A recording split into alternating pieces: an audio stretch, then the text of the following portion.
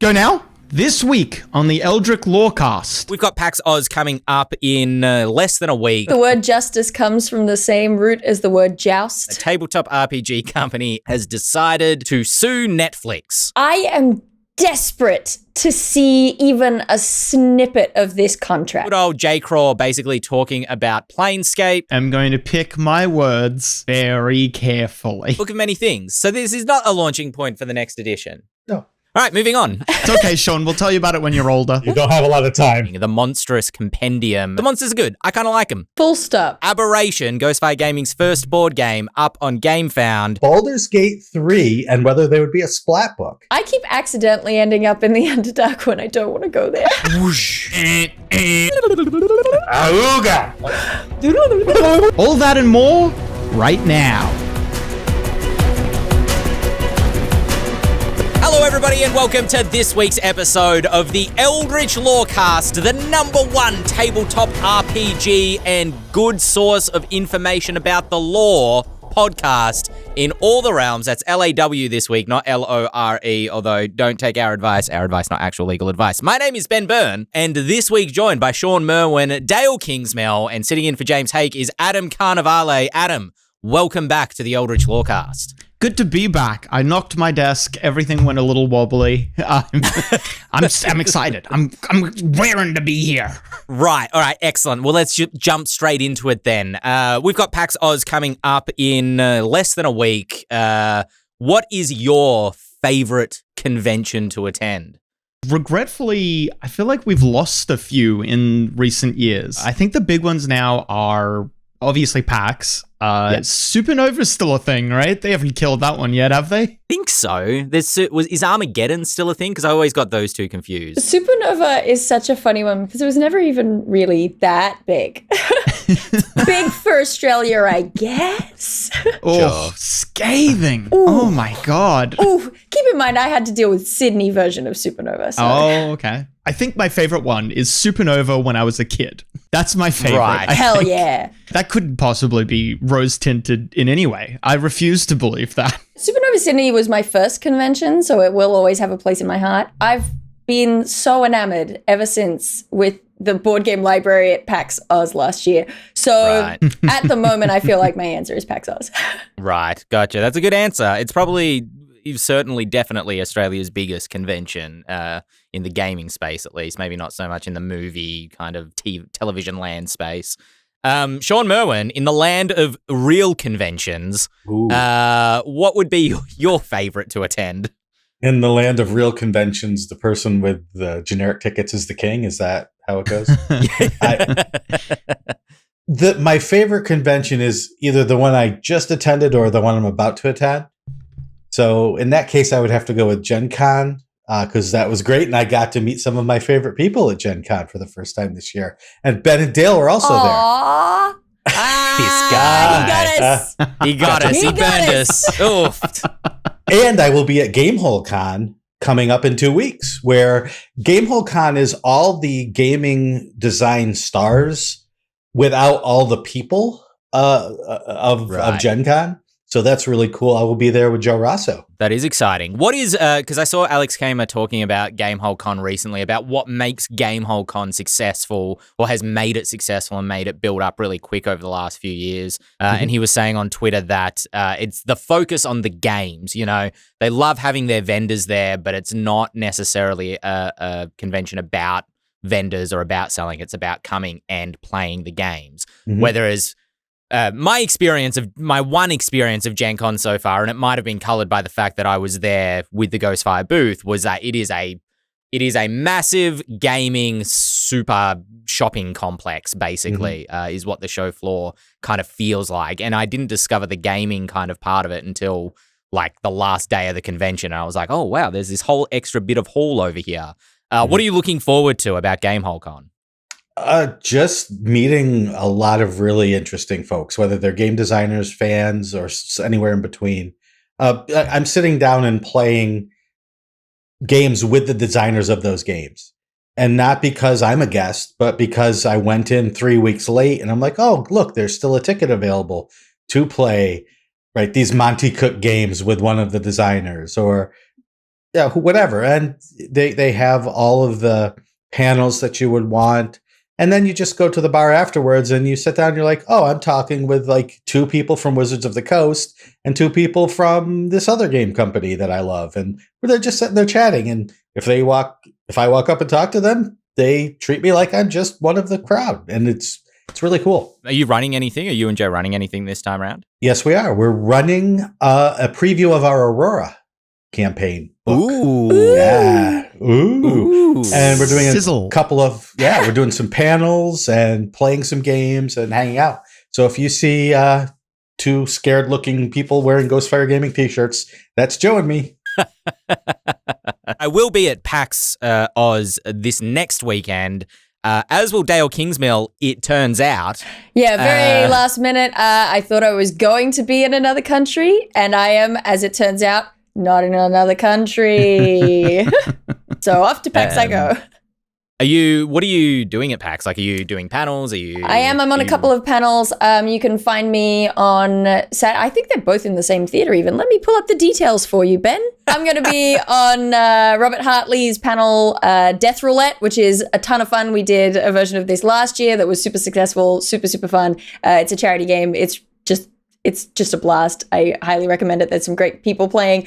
So Death Roulette, that's happening on Saturday, 1:30 p.m. in the Generosity Theatre. And then on Sunday, 1:30 in the Generosity Theatre. How about that? Easy to remember. I'm also doing Zach Naum's D&D, but we do every roll for real. Right, yes. Which is so much fun. He also released the first video that we recorded of D&D, but every roll is for real. If you want to go check that out at Jack Speaks Giant on YouTube. It's so much fun. This first episode is ridiculous, but also if you hang around for the next episode, I may or may not pull a butt muscle on camera. So, it's worth watching. And we're going to do it live. Right. Yeah, no, I saw just the preview of that video, I think, on Twitter, and I was like, what the hell are they doing? What is going on in this video? Okay, this looks like theater games. It suddenly looks like a youth theater. Like, all right, everybody stand in a circle. Now run around the room like crazy. It's a bit like that, but it felt more like Zach said at some point that he was basically putting us in his own version of the Saw games, and I think that is what it felt like because we were just sat down at a table with like a bottle of water, an empty glass, and a paper, no pen, and then things started happening that were terrible. Gotcha. So good times. Adam, you're attending PAX this year as business or pleasure? Mostly just roaming around the floor like a banshee of old, screaming at people, pointing around, determining who will and will not die on any given day. But no, it'll be mostly for pleasure, but I've got 2 of my colleagues, Joel Dusher and Jackson Bailey, are going to be there with their podcast Thumb Cramps, which is, and I don't know how accurate this is, but they're claiming it's the first and only podcast going to you live from the floor of PAX. That can't be true. That simply cannot be true. I think they're lying. And I think anyone going to PAX should challenge them. You look them right in the eye. Yeah. You say, I reckon you're a liar, Joel Dusher and or Jackson Bailey. In fact, challenge them while live from the floor of PAX. With your own podcast. Yeah, exactly. Go find another podcast or bring your podcast. There's not enough stuff that does that. Not enough podcasts that fight. Yes. That's true. I mean, podcast should be a blood sport. If there was a worthy podcast, but so far, not even Mastering Dungeons really is worth the fight, to be honest. It would turn into Fight Club for me, which would be interesting. Yeah, that's true. Sometimes conventions in Melbourne, this is my favorite event that any of them will ever do. They'll get Cry Castle, shout out to Cry Castle, official sponsor of the Eldritch Lorecast. They'll get some people from Cry Castle down who they'll like dress up like actual knights or whatever, full on armor, and they'll just go at each other with swords in a practice bout. We should get that arena, that armor, and then Joel Dusher should have to kill someone from another podcast or be killed. We want blood. Yeah. The word justice comes from the same root as the word joust. Justice is proved on the field of battle. That could be It sounds like PAX Australia is now my favorite convention. Oh, God. Honestly, Fair Cry enough. Castle, not official sponsor of Ghostfire or the Eldritch Lorecast. That's not what I've heard. If you want to get in touch, Yeah, exactly. We're opening the doors for sponsorship, so just let us know. I wave my not long hair. I will also be at PAX Aus at the Ghostfire Gaming booth. Come say hello. We'll be there with all our shiny books and things, many of the things behind me. But I am also, we're doing our live play, Sailing the Stars 2. If you were at PAX Aus last year, this is a sequel of that, which will be 9:30 p.m. on Friday in the Quokka Theatre, bringing back Matt Perkins, Luna LeBoffin, James Hake, and Meek Nelligan joining us for the first time.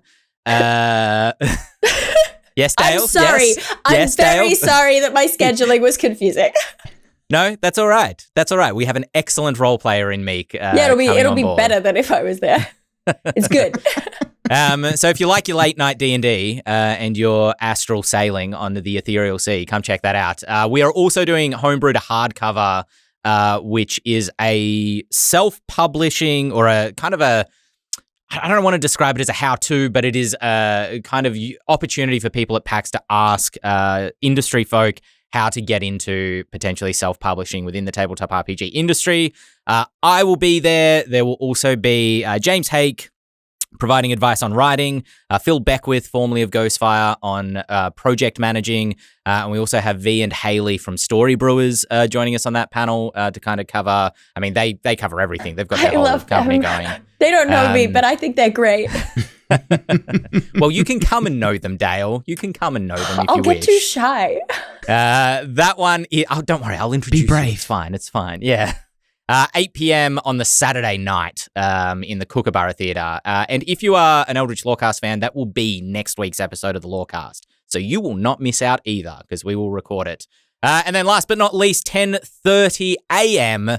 On the Saturday, I am on Beyond the Dice with Dave from Tabletop Time, Jazza, and Trent from Miscast. We are doing a panel about kind of world building and creating immersive worlds. So that's going to be a lot of fun. I look forward to seeing people there. And then, of course, if you're not coming to any of the panels, feel free to just grab us off the street and say hello or scream, blood, blood, I thirst for blood in Adam or Joel's. I'll be doing it right back either. at you, so you should do it to me. Speaking of blood, That was a good one. look, I don't know if I have too much to comment on this, but it is an interesting bit of news, is that a tabletop RPG company, Evil Geniuses, has decided, not lightheartedly, and I can't imagine this would be a lighthearted decision anyway, to sue Netflix based on the decision that Netflix cancelled a role-playing game that Evil Geniuses was working on called Rebel Moon, which is attached to Zack Snyder's version of Star Wars. Zack Snyder's Rebel Moon. Zack Snyder's Rebel Moon. Get it right, or they'll come for you. Yeah, I know. So the timeline on this, to my understanding, my information is coming from EN World, but I did have a look at a couple of other articles. So this is my understanding It's of the a bit timeline. of a tangle. Early 2023, Evil Geniuses began talking with Netflix and began working with them about a tie-in tabletop game to Rebel Moon, this movie project that they have coming out in December. Directed by Zack Snyder. Then in March, an official contract and agreement between Netflix and Evil Geniuses was signed. In May, so 2 months later, Evil Geniuses produced a 228-page world Bible, a 430-page player's guide, and a 337-page game master's guide, 1,000 pages almost of tabletop content in 2 months. That's impressive. And then on the 25th of May, towards the end of the month, Netflix cancelled the agreement based on Evil Geniuses sharing artwork publicly at Gamma, which is sort of an industry expo or an industry-focused convention that happened in May. Evil Geniuses asserts that Netflix had cleared the artwork being shown, And Zack Snyder had also alluded to the tabletop RPG existing, so this wasn't necessarily secret.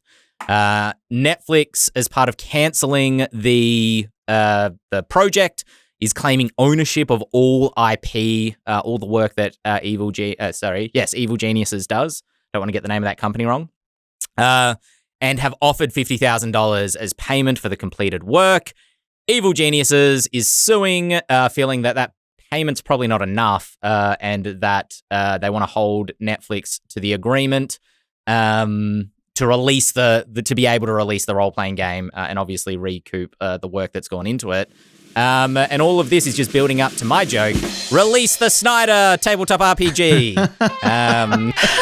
Oof. I am desperate to see even a snippet of this contract because there are so many elements that I'm like, wait, what now? So I don't know. At first, when I started reading about this, I thought I was going to get to talk about promissory estoppel and the use of a shield as a sword. Unfortunately, no, we're just in US contract law.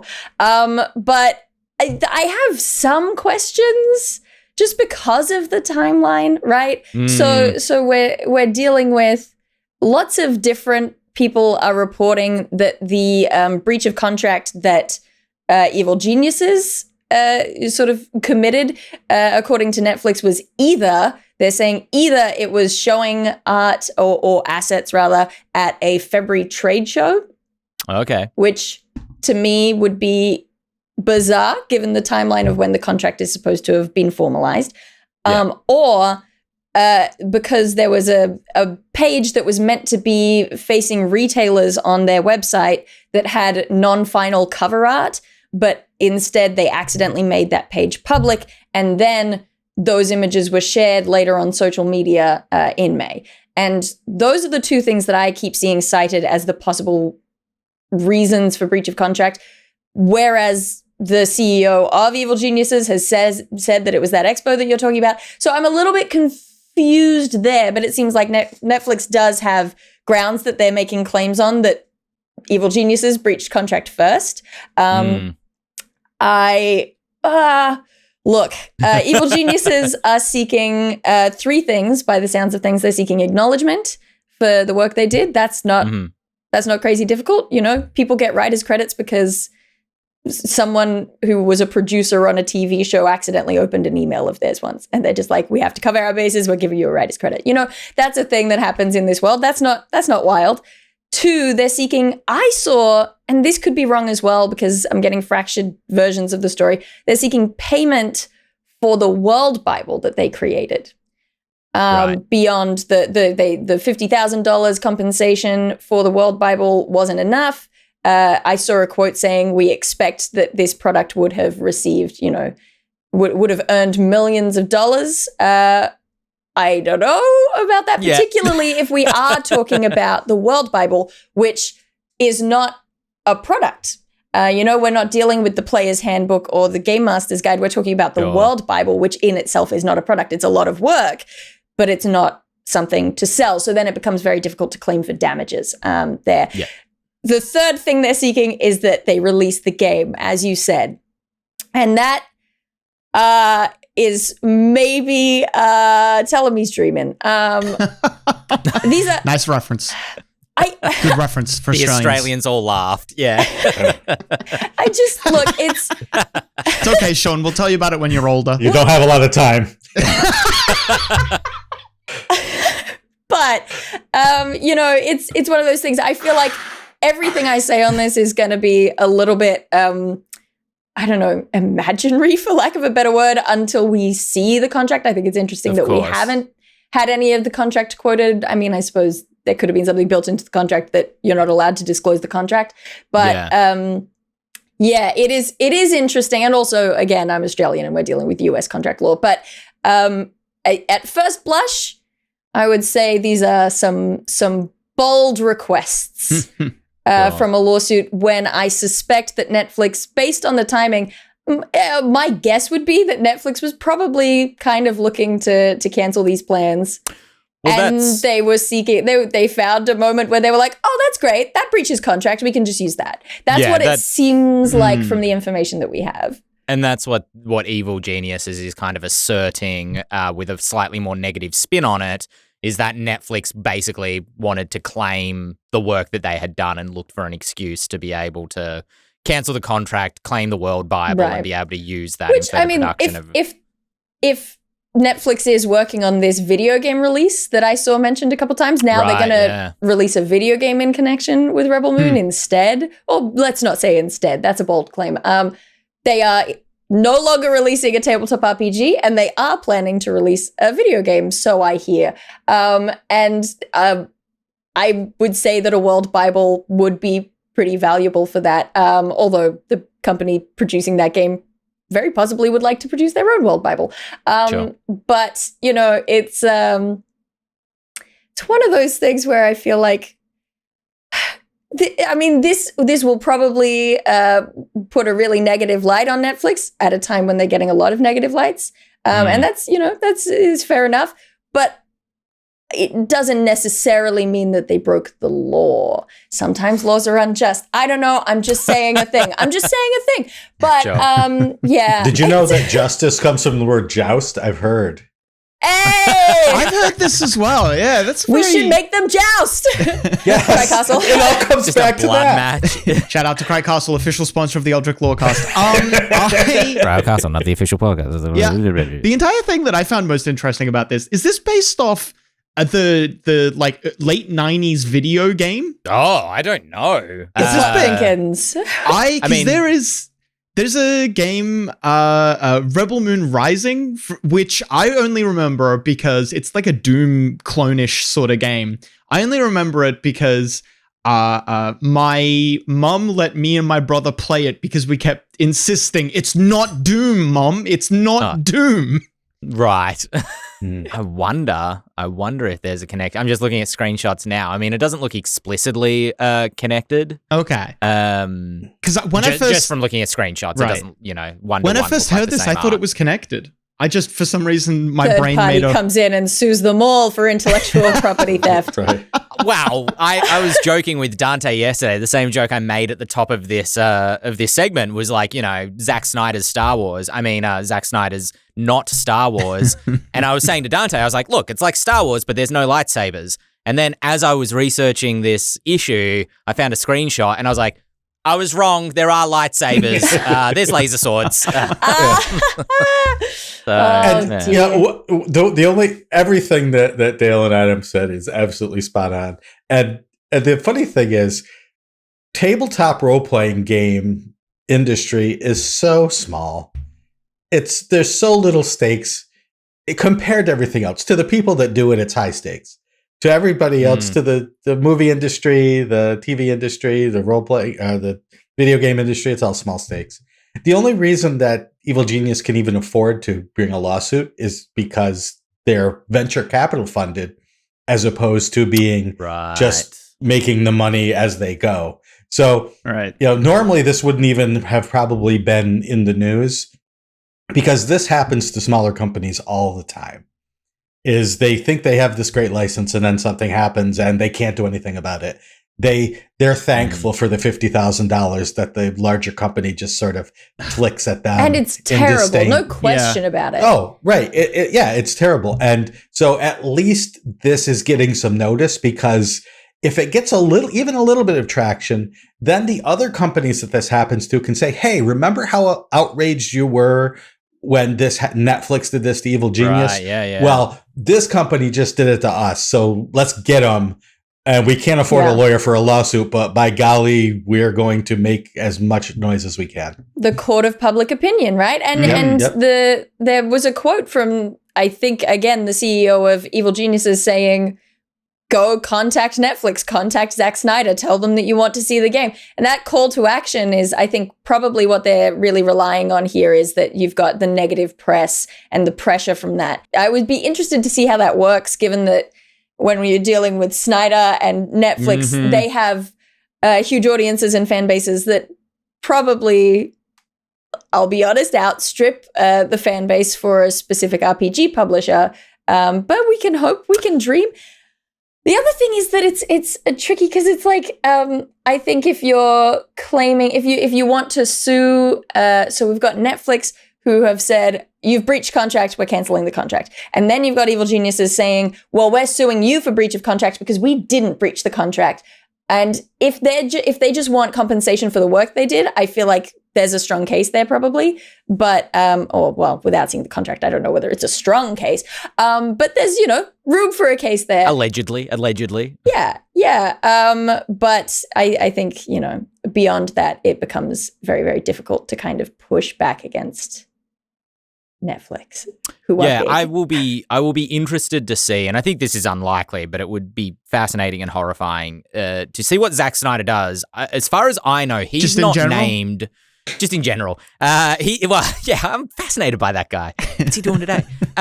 Because as far as I know, he's not named. I think I did read an article that said this specifically. He's not named on the lawsuit. I think what Evil Geniuses might be trying to do by telling people to go and tap Zack Snyder is to try get Zack Snyder, because he says things off the cuff all the time, as he did during the whole Snyder Cut debacle, right? He'll go on a podcast and just be like, oh, we had this amazing thing. And it's like, no, you didn't. You had a half-made movie and, or whatever happened there, and you had to reshoot half the thing. Anyway, I'm going to get people being angry at us again. Not the comments. Other Pathfinder folk, the Snyder Cut folk. Anyway, we'll find out. But I'll be interested to see if Snyder gets behind this, whether that will mobilize his fan base into a release the Snyder RPG or not. What there is potential there for that to happen, although I kind of doubt it. It's also it's worth mentioning that there's a difference in like IP property legal stuff versus like breach of contract stuff, and we're in muddy waters. Mm-hmm. Muddy waters. Maybe they'll get their fallout out of this.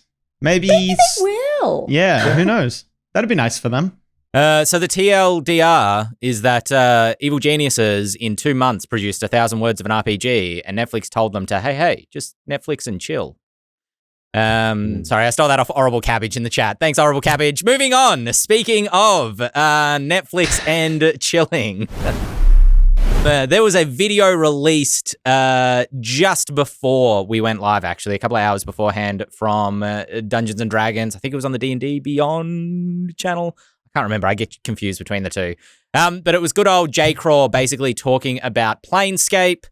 Some of the stuff we touched on last week. Planescape is the backstage of the multiverse. Planescape is D&D. Because it encapsulates, the history of D&D, touches Planescape or is touched by Planescape, and the future will be as well. Kind of suggesting that Planescape is the perfect launching point for them to launch into the rules refresh, because it, encapsulates so much of what the game is. Planescape is not for me, but that's fine. Adam, is Planescape for you? I am going to pick my words very carefully.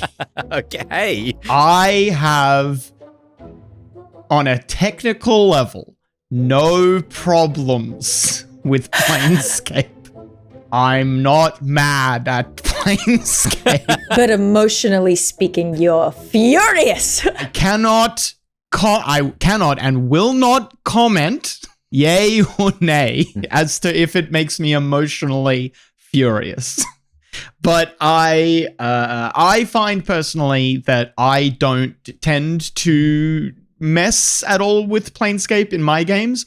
I find it a little too far removed from what I like about kind of like a fantasy role-playing system, or any sort of, honestly, just tabletop role-playing in general. But I have nothing against it whatsoever. It's just not my cup of tea.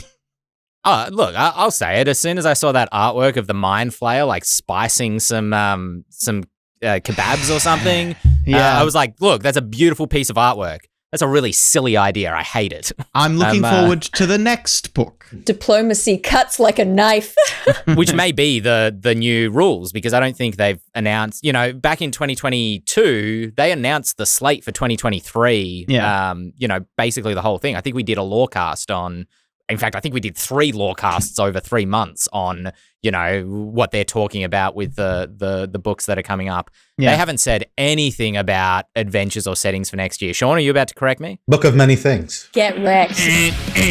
Wrong alarm. Get wrecked again. Ben, you're wrong. Yeah, you're right. Book of Many Things. So this is not a launching point for the next edition. No. All right, moving on. Well, I think so many people came into the hobby off of Planescape Torment, right? They either came via Baldur's Gate, the video game, the first Baldur's Gate video game, or Planescape Torment was so many people's first feel of D&D that they just assumed that that's what D&D is. And for some people, that is what D&D is.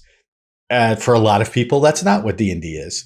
And so when it's said that, well, you can run any kind of story in this in Planescape, I'm like, no, you can't. You can run a lot of different kinds of stories. You can run multitudes of stories, but you can't really run something that doesn't capture that strange, exotic, silly feel, because otherwise, why do it? It's like, trying to set some sort of fun, quirky game in Ravenloft. I guess you could do it, but why would you do it?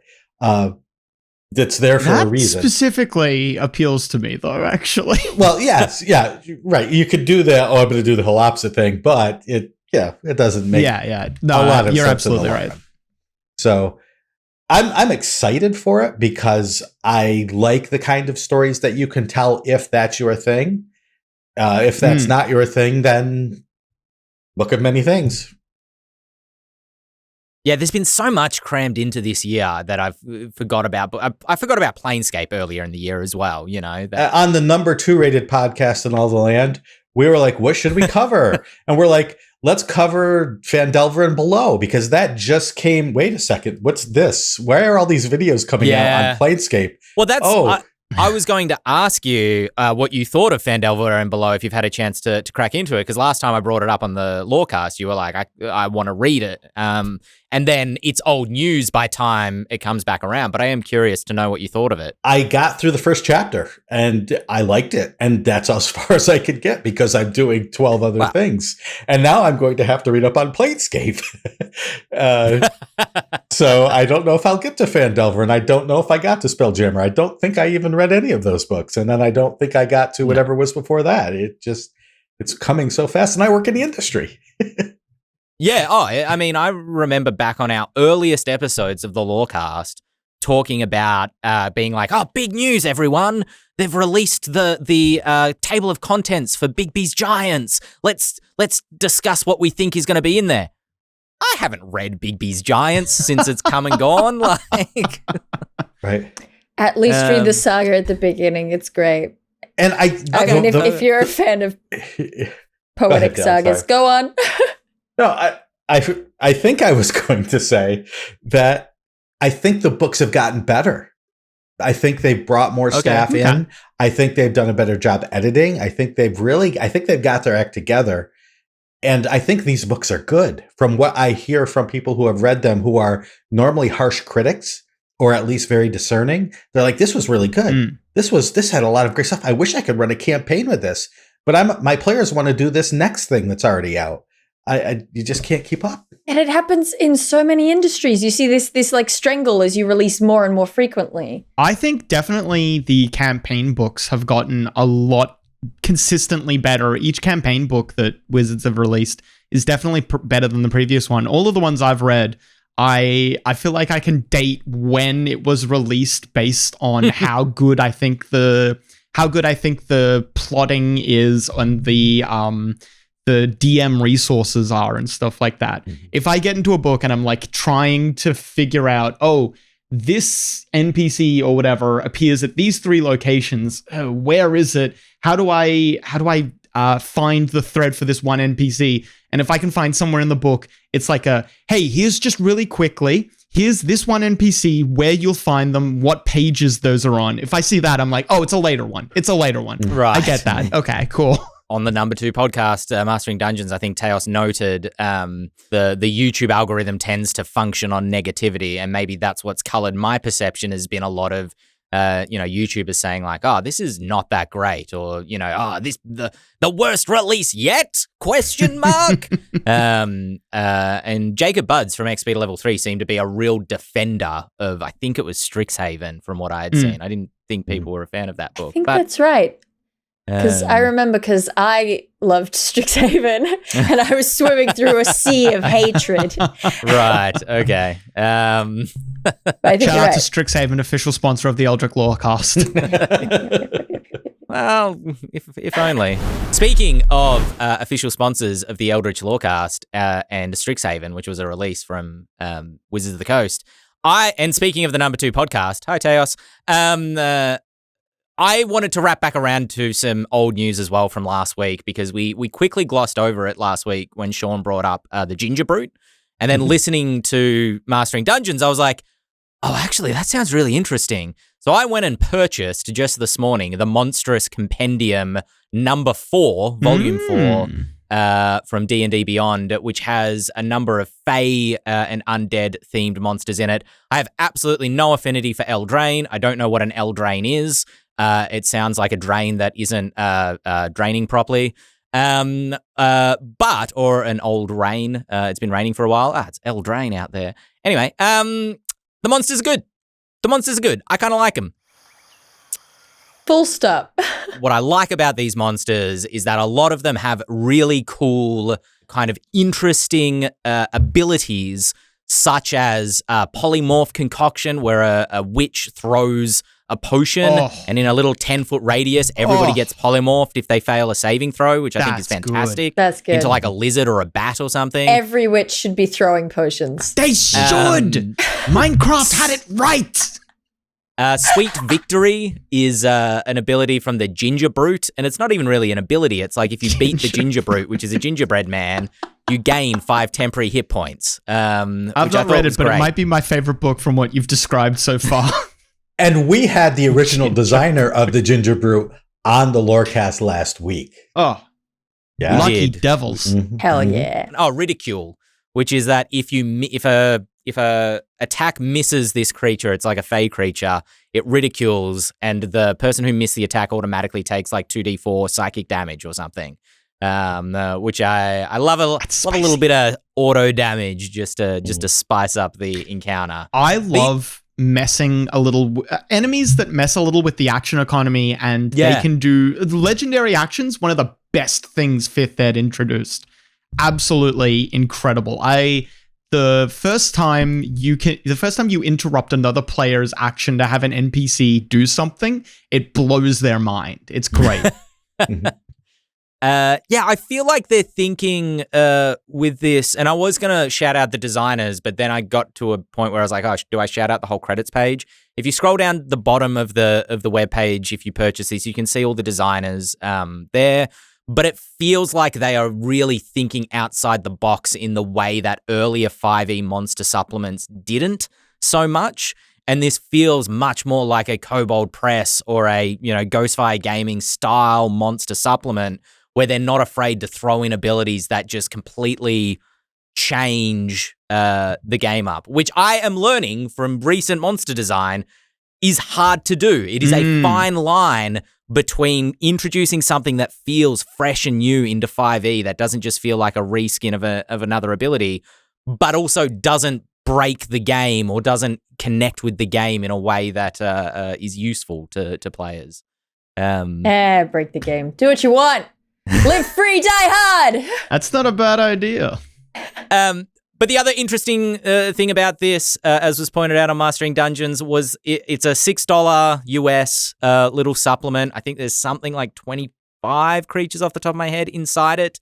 It's not a PDF. It is attached only to D&D Beyond. And after I purchased it, it took me a few minutes to find it. At first, I went to the monster search thing that they have on D&D Beyond, and then I was like, I want to see the artwork. This is silly. I don't just want to see the stat block. So I had to search to find where the supplement actually was in sources. And I feel like I'm going to lose monsters between the couch cushions now. Like, I just feel like I've got kind of it's not a book. It's not a book that you can flip through and unwrap each monster like a DM on Christmas. You know, it's kind of a web page, which I think is odd delivery. That's so annoying because that was like one of the things that D&D Beyond was meant to help you with, so that you have them all in one easy to navigate space. It's so annoying that you're having trouble with that. I'm also curious, are you doing this on desktop or via the app? Desktop. Because I've recently been confused by the difference in how things work on the app and on the desktop. And I just wonder whether that works differently on the app. Like, did they design it for app? Is it easy to find on the app? I don't have the answers, but someone out there might. I have the app, but I've never used it. I'm sorry. Official sponsor. I keep trying to use it and then forgetting I have to actually download the material. I do that as well. I do the same and thing. I just go to the webpage. Oh, it's so much easier. And then you're waiting. I don't know why it takes forever to download on the app.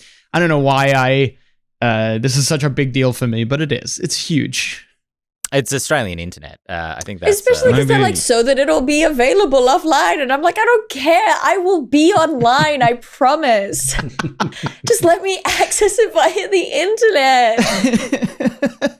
Yeah, I mean, the monsters are easily accessible through the D&D Beyond search function, and that's cool. You know, I said when we were talking about the 5e Nexus, I like a good search function to be able to be like, I want Fey monsters, show me Fey monsters, and they're going to show up, you know, mixed in among the other D&D Beyond purchases that I've made with the Monster Manual and Mordenkainen's, etc.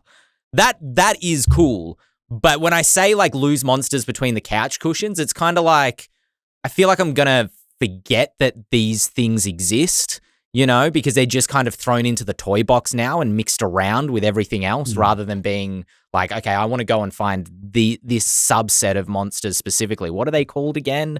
I can't remember. How do I find them in the search function, you know? And look, it's a minor complaint. In the long run, you can go and find the supplement on D&D Beyond and you can find them all together if you want to do that. But yeah, it makes me wonder how they're going to release future full-sized books, you know, whether they're going to move away from PDFs altogether when they're releasing something like a monster manual. I really hope not. I like the format of, I like the current format with the source tab on D&D Beyond. It works for me. It'd ruin my flow if they changed it. Well, to be clear, none of the other books were available via PDF. Only these Monstrous Compendiums were.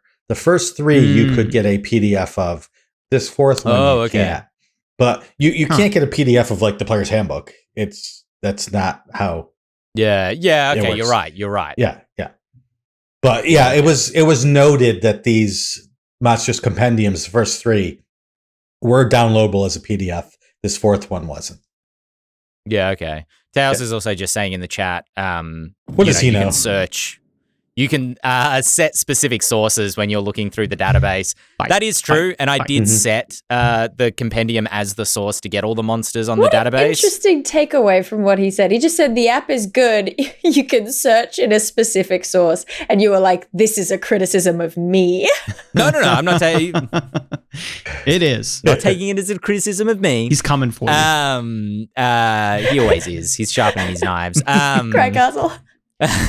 Craig Castle, official sponsor. Also, we need an arena. When you're searching that database and it brings up all those monsters, they're just, again, this is a minor complaint, but they're just stat blocks at that point. And I want to get excited with the art. I want to flip the next page and be like, okay, this thing is so cool. What's the next thing? You know, for me, a monster manual is like Christmas, and you're opening your presents one after the other, and turning the page is opening the next present as a game master.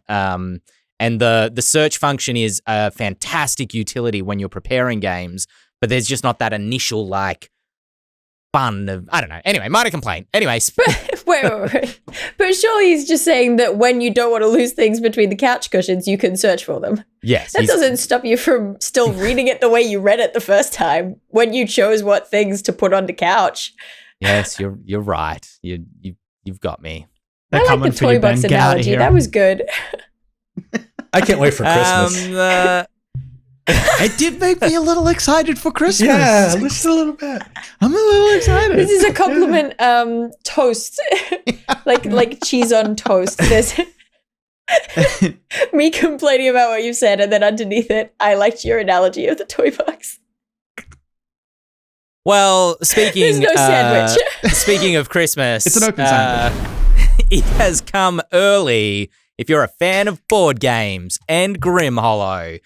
Because we currently have Aberration, Ghostfire Gaming's first board game, up on GameFound. I'm going to try to post the link. I'm trying everything. I'm on a MacBook, so it's not helping. We need a vamp. All right, we need a vamp. Okay, Dael, Shawn. Well, I need MacBook, a location. the official sponsor of Eldritch Lorecast. All right. Oh, God. I need a location. I need a job, and I need someone who is mad at me. Ben? Okay. Ben, that's a great location. okay. Great. Yeah. The zoo. The zoo, incredible job.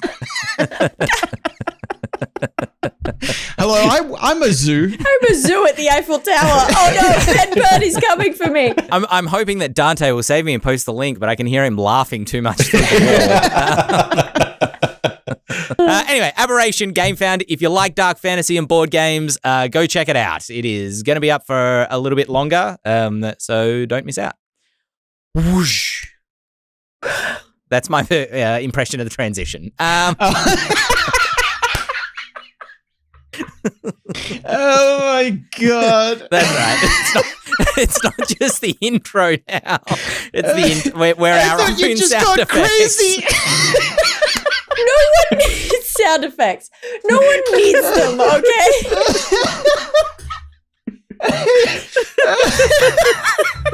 This is what daylight savings time does to people. I just want you to know, I did not I'm go sorry, through daylight keep savings going. time, The but they Australians did. have lost it. And this is what happens. Are we going to our questions, Ben? Are we going to our questions? Which questions? Should we go to Boy Take Dolphin's the wheel, questions? Shawn. All right, so Boy Dolphin asked us the following question about Baldur's Gate 3 and whether there would be a splat book. Should there be, and is there going to be a Baldur's Gate 3 splat book adventure for 5e? Now, the rule changes coming. Will they be based on anything that we've seen in Baldur's Gate 3? Might there be side adventures adapted for 5e? What are your thoughts, Dael? Oh no, me. I think to a certain, possibly small degree, that the thank you for doing such a good job of that, Shawn. While we were absent, let's say. But I think to a certain small degree, the Fandelver broken shattered obelisk. Let's get the word is the word is right. Oh no. But I think Shattered Obelisk to a certain extent is the tie-in with Baldur's Gate, right? Because you've got your mind flayers, it's all kind of, people are, I mean, spoiler alert, I guess, people are infected and they're going to turn into mind flayers. Like, I feel like that's probably the adventure tie-in that we're seeing. What I would love to see, I've seen products like this for other games based on video games, as in tabletop RPGs based on video games, is a book that's just like, stat blocks and motivations and backstories and things for NPCs that appear in Baldur's Gate. Just a whole book of like, it's okay. The Faces of Thedas book that we got for the Dragon Age RPG. I would love a version of that for Baldur's Gate 3, where they're like, just stat everyone up, just give you all the deets you need to run them in your game. I think that would be fun. I think that would be a good product that people would I want. don't have to happen for a second quick. there, Dael. Yes. Mm-hmm. That's true. I did think for a second there you were going to say, I'd love a book, just filled with all the monsters that you fight in Baldur's Gate 3. And I was like, we have that book.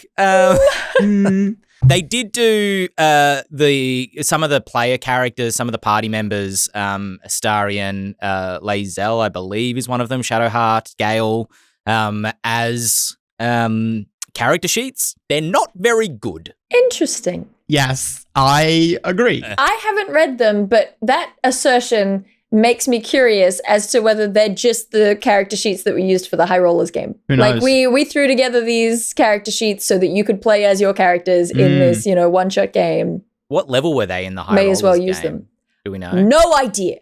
Okay, because these are only level 1. Yeah. I think they're quite low level, but I don't know if... Speaking of the High Rollers game, J Pizza Beats just reminded me in the chat of Bing Bong. Bing Bong is a baby imp that just his Bing job Bong is to dead. open Long live doors Bing Bong. and Bing say Bing Bong. And that just charmed me so. I haven't watched the live play, but the idea of a baby imp or a goblin or something that's whole job is just to act as a doorbell and go bing bong when the door opens. I was like, I'm done. Dark fantasy's over. High fantasy is here, baby. Bing bongs for everyone. It was so cute. It's the greatest thing. D&D, and I'll go to my grave screaming this to the heavens. D&D needs more little guys. It does. Yeah, we little guys have to stick together. The character sheets weren't very. Sorry, I was. Let me just. You do it. No, you go. I was going to fight. I was going to mention that I think we did have a splat book adventure for Baldur's Gate. I'm not going to mention what it was, but it came out. I wore this shirt. That's a really good point. Yeah, I think that Baldur's Gate Descent into Avernus was sort of like, hey, here's Baldur's Gate. You're going to be a video gaming here in 3 years. I believe there's references in the video game Descent into Avernus that go both ways, right? I was going to say, I absolutely adore, I really like playing Baldur's Gate. I was like, oh, I remember this from a tabletop game that I played. Oh, they're making reference to this. They're making reference to that. And I'm excited in future tabletop settings to be reading through or to be playing in the game and be like, oh, I remember that from the game. That's very nice. I feel like the whole way playing through Baldur's Gate so far, I keep having moments where I think, and James would probably know actually to some extent, whereas I'm just guessing. I'm just making stuff up and pretending that maybe it's a thing. But the whole way through playing it, I keep thinking, oh, okay, so Descent into Avernus and Baldur's Gate 3 were sort of, it seems like, meant to release at a similar time. But then actually development was ongoing because it's such a, huge game. Yeah. And so then instead they got to the other end and they were like, you know what? We'll just do a tabletop RPG thing that ties in with the video game instead.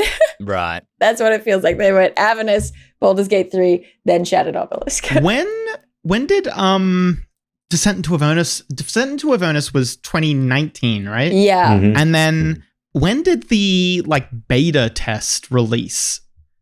Like the early access. Yeah, with when was Baldur's early Gate. access available? Because I think they came out roughly the same time. I think it was a bit later. I want to say it was 2020 I'm that looking went this into up. early access. Yeah. It wasn't terribly. It was a few months. I don't think it was a few years. Yeah. I think that theory of a tie-in thing has significant legs to it, I reckon. Mm-hmm. In terms of the question about whether, some of the rules from Baldur's Gate might influence the 2024 version of the core rules, that's an interesting question, and maybe because we know that Wizards and Larian kind of worked together back and forth. We know that actually that influence has already happened in the Dael. Don't get angry. Is it Wild Heart? Forest Heart, Heart Druid of the Barbarian subclass. Royalties for Dael. Hashtag. Hashtag. Release the Dael version. Yeah, release the Dael cut. Official sponsor.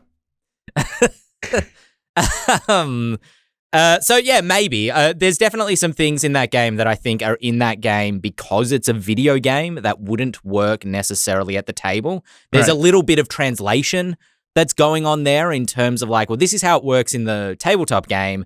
They've made as literal translation as they possibly can into the video game version, but there has to be some changes because it's a video game. I still can't work out, how sneak attack actually works in the video game. And 'cause sometimes it's just nah, no sneak attack for you. And I'm like, why?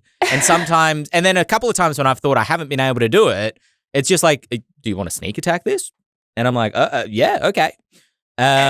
Or there's some fighter battlemaster maneuvers that I can't work out exactly how they're meant to function. So I just keep using the distracting shot one because it's the only one I'm that I can... getting closer and closer to understanding sneak attack. I feel pretty good there now, but I'm playing a battlemaster fighter on my own, and I took the one where you can give your ally an attack with a reaction. But you have to use it on their turn, and it's very confusing. It's very confusing. That's Yeah. Most of the reactions have been built in pretty good, but there are a couple in there that you're like, what? Yeah. I like turning into a cat. That's nice.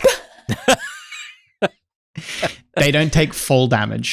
I encountered a bug. Oh, I don't know if people want to hear a little spoiler for Act 1. Ben, we need a spoiler sound effect. Go. Great, now you're safe. Okay, now I'm safe. You've had the spoiler sound effect. You know where you can jump from like the spot, you can jump in several spots to get into the Underdark. So cats don't take fall damage, and I think they've patched this out since, but in an earlier version, I used that to get into the Underdark as a cat. Yes. Perfect. Yes. I keep accidentally ending up in the Underdark when I don't want to go there. I get that though. There's a few I found parts. like 5 entrances. There's a few parts where you're like, oh, illusionary wall. You walk through it, and there's a elevator that you're like, oh, okay. Oh, I see. Another. Wow, it's pretty easy to get down here.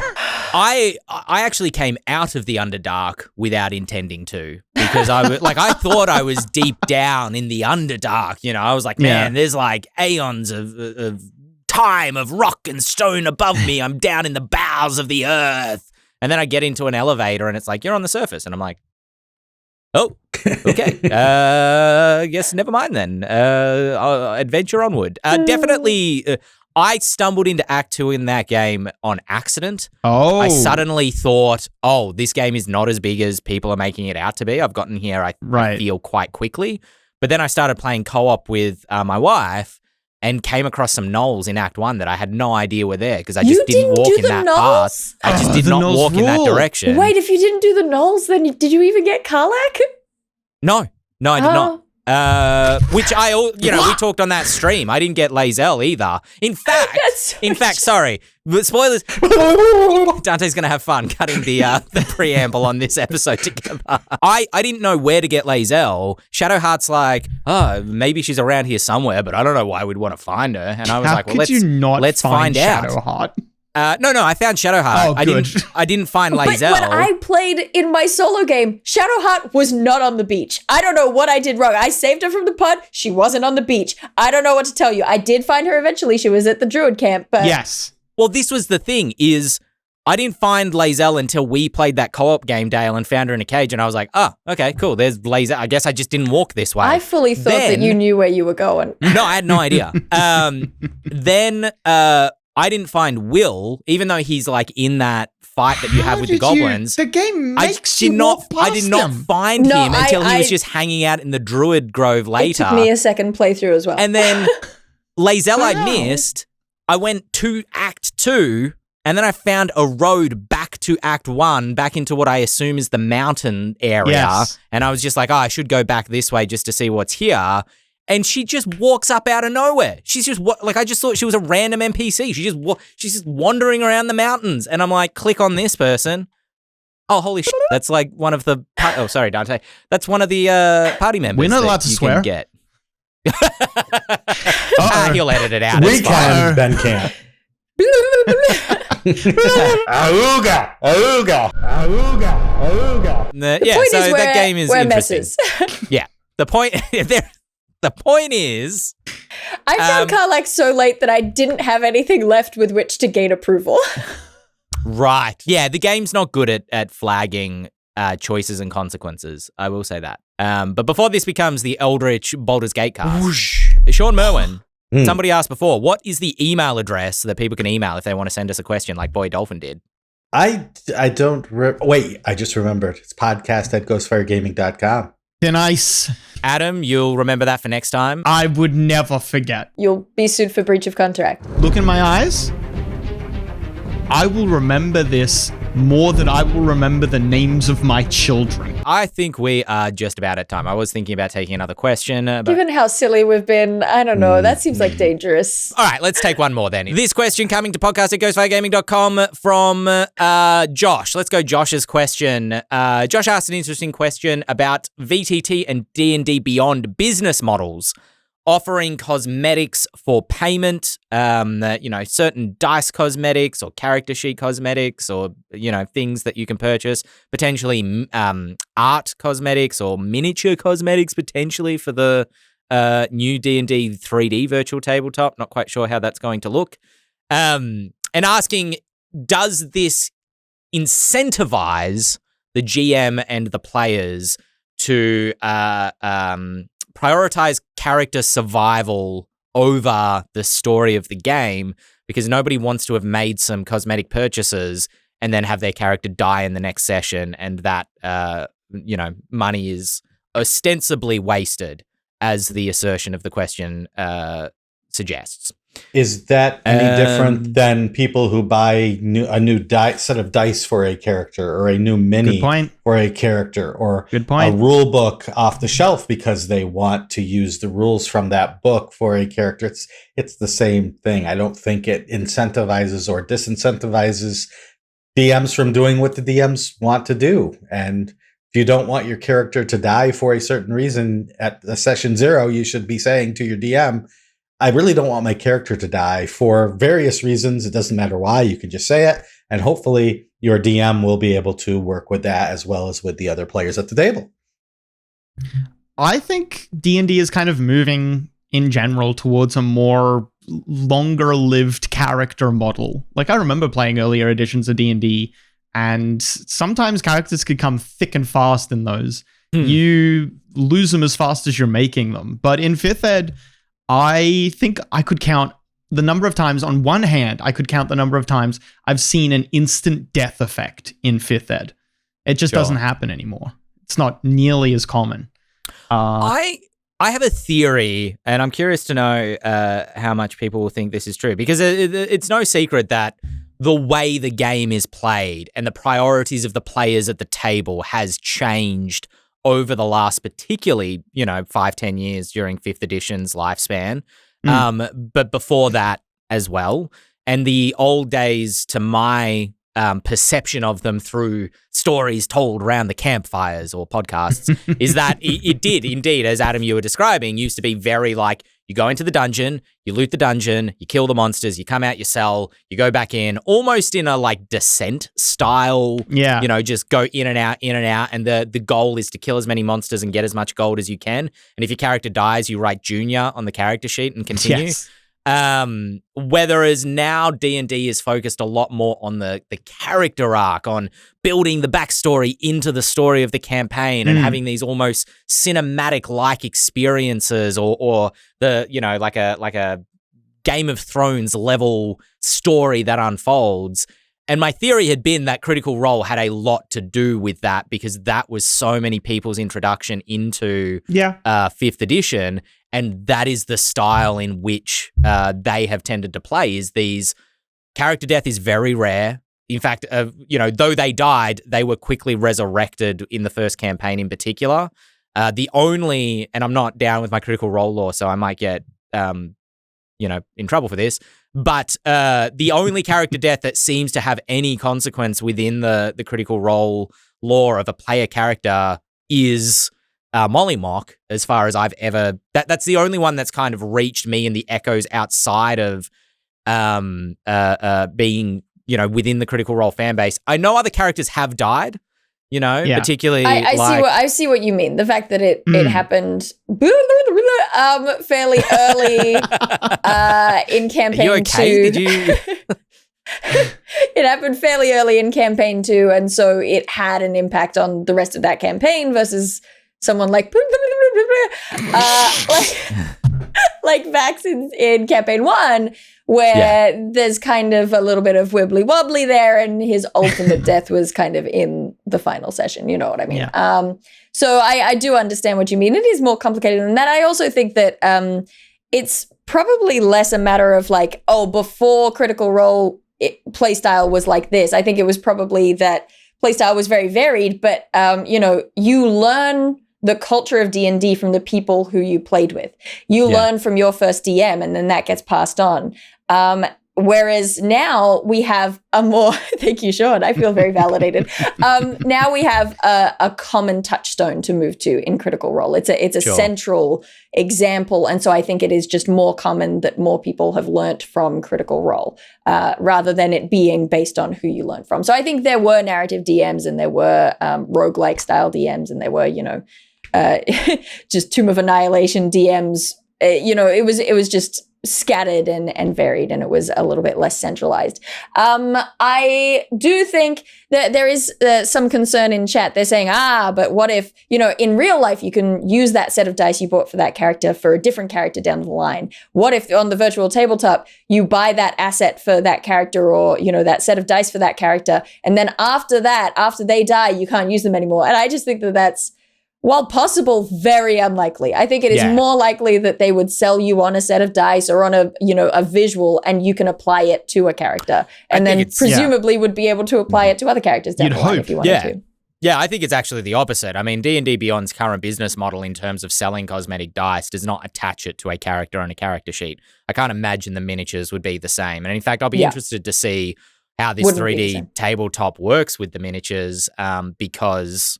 are they just going to be like a list of, here's an orc barbarian and here's an orc wizard, and here's how they're going to be able to differentiate? Because for such a realized virtual tabletop, I imagine folk are going to want to have a fairly realized representation of their character, ideally. I think it's you can always use those cosmetic dice again. The number of times I've been in a campaign where my friends just refuse to buy the Hero Forge mini anymore because they'll wait 5 weeks to make sure the character survives a little bit, and then on the 6th week they buy the mini and then they die. I feel like the character minis are much harder to recycle in your own mind than like a set of dice are. It's like the gambler's paradox or the gambler's fallacy, whatever it is. I flipped heads 5 times in a row, so I'm gonna flip tails now. Yeah, exactly. It's so true. I also think that it's largely a good business model for this sort of thing. That's what you want. You see it in video games as well. You want a lot of the monetary model for a game that is free to play or whatever. You want it to be about cosmetics, not about, getting a leg up in the game. And so something like buy these pretty digital dice is a great model, because it's not something that you need to buy if you can't afford it, if you don't want the dice, any of those things. You don't have to buy it, but there are people who are willing to put money up for a pretty set of digital dice. I think it's actually a fairly good and, dare I say, ethical model. I think you dare. I think I dare. And anyone who wants to fight me on it can meet me at Cry Castle with their lance. Official sponsor. I would be I'd hate to see it. It'd be basically the end of the hobby as far as I'm concerned. But to see Wizards of the Coast attempt to make a play-to-win version of D&D would be fascinating to watch. You saw how incredible that chest was, right? Yeah. I have a stack of chests here. If you would like to open one, it's $5. I swear to God, it's $5 US right now. I'm upset. Tons of them. What's in this one? Golds, purples. Oh, you want a chest?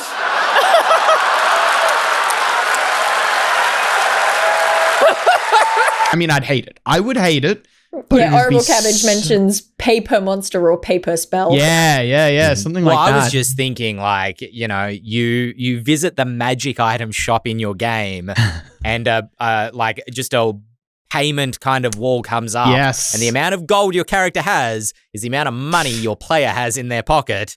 And but they can just spend purchase some real digital world money in order to buy a pack of 700 gold immediately. Yeah. Watch an ad to get 50 gold.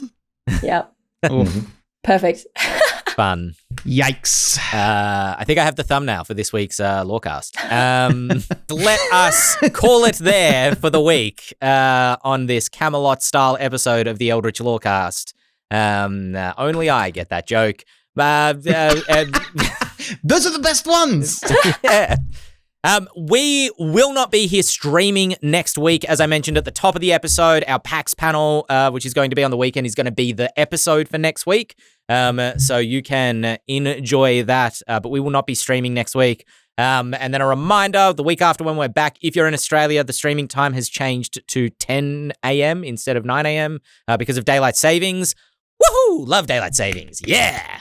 Shout out to Daylight Savings, official sponsor of the Eldritch Lorecast. Yeah, The Sun, sponsor of the Eldritch Lorecast. It is my patron. Otherwise, you can catch us on YouTube. If you're watching us on YouTube, on Spotify, on anywhere, thumbs up, likes, they're all good.